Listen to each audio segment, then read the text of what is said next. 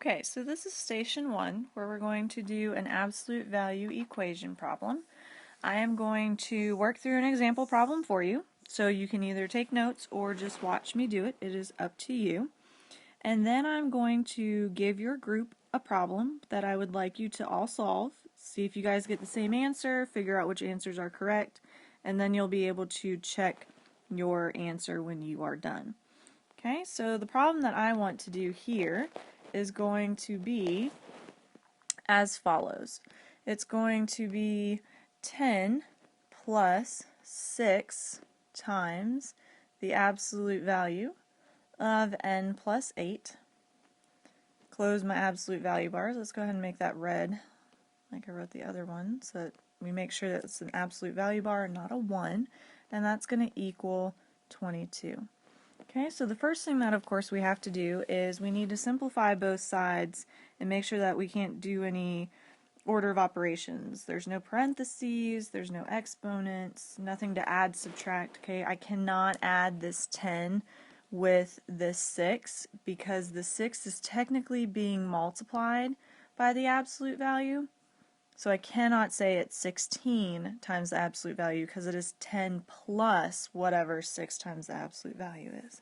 So I can't do anything left or right with my order of operations. So now what I want to do is I actually want to do my order of operations backwards. Okay. So what I want to do first is I want to look at, is there anything that's being added or subtracted?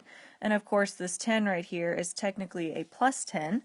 So in order to get rid of it, let's go ahead and subtract 10 from both sides. Make sure you keep track of where your equal sign is so that whenever you do something to the left side, you do the same to the right hand side.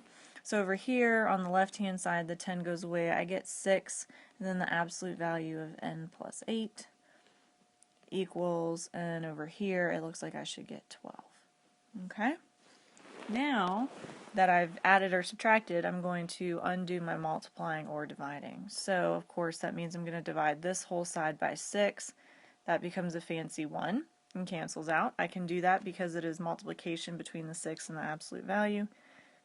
And I need to divide everything else by 6 as well, so that just means that the 12 is what's left to be divided by 6.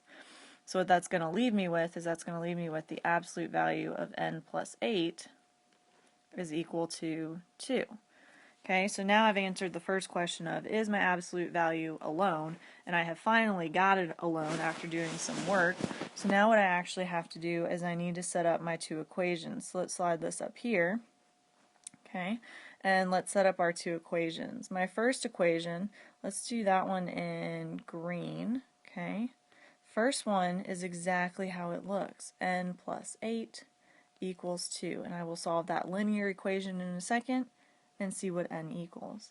The second equation, I'm going to do it in red because it's going to be n plus 8, except that we have to negate the 2 and make it a negative 2. Okay, so kind of thinking of it as the good versus the bad or whatever, but yet both of them should have answers that work.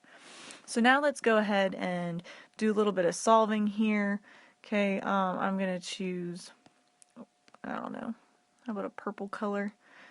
To say, okay, on the first one, what's bothering my n? Again, kind of like, can I simplify anything? No. So let's do our order of operations backwards. And of course, I'm going to subtract 8 from both sides first. And that should give me, let's see, it goes away there. It gives me n equals a negative 6. Of course, n now is all by itself, so that's good to go.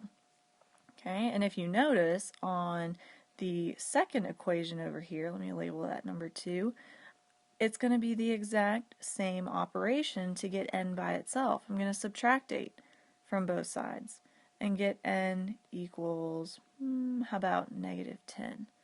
Okay, so when you're solving these problems, you set up your two equations. The only thing that you change is this negate the number on the right hand side or on the opposite side of your absolute value, depending upon what side it's on, and then you literally do the exact same operations. Notice we subtracted 8 from both sides in both equations to get our two answers. Now what I want to do is I want to go ahead and check these answers. Let's see if they really work. So I'm going to slide this up a little bit again. This is my original problem right here. was 10 plus 6, absolute value of n plus 8 equals 22. And I'm just going to plug the negative 6 in and the negative 10. So if I put negative 6 in here, okay, let's check that in pink over here. 10 plus 6 times, let's see, I put a negative 6 in, negative 6 plus 8 gives me 2, and that equals 22. So then I get 10 plus, and that's going to be a positive 2 times 6, so that's 12 equals 22, and hopefully you can see that 22 equals 22. Okay, now what I want to do is let's go ahead and check the negative 10, I'm sorry. Okay, so I get 10 plus 6 times the absolute value of, let's see, negative 10 plus 8 would be negative 2 equals 22. So I get 10 plus, and let's see, it's going to be a positive 2 times 6, which is 12, which equals 22, and again, 22 equals 22. Notice here, okay, that the only thing that changes with them is this absolute value is the key, because I put a 2 or a negative 2 in there, and both times it gave me a positive 2 back. That's why both negative 6 and negative 10 work, because when I add 8 to them and then take the absolute value, it gives me a 2 to multiply by the 6 every single time. So negative 6 and negative 10 are the two answers to this problem. Okay, if we, let's see, if I can zoom out just a little bit. This is, oops, and it's not letting me zoom. Here we go. There we go. So that's kind of where we started at. We undid our order of operations. We came down here. We got our absolute value alone. We set up our two equations, and then we checked our answers. Okay, I know you guys aren't really big on checking your answers, but I highly recommend that you do that. Okay, let's go ahead and slide over here. And okay, I didn't leave a ton of room, but what I'm going to do is I'm going to write down the problem that I would like you guys to do as a group. Okay, so you're going to pause the video and see if you guys can find the correct answers to this problem. So you end up with 8 plus 3 times the absolute value of negative 4 plus p. Okay, close off your absolute value bars, and that's going to equal 29. Okay, so that's kind of what I want you guys to work on as a group. Okay, if you need to, you can rewind the video, watch my steps that I do. You will need to write this down on a separate sheet of paper. What I want you to do is pause it, work it, make sure everybody gets the right answer, and then hit play, and it'll come back on and show you guys what the actual answer is.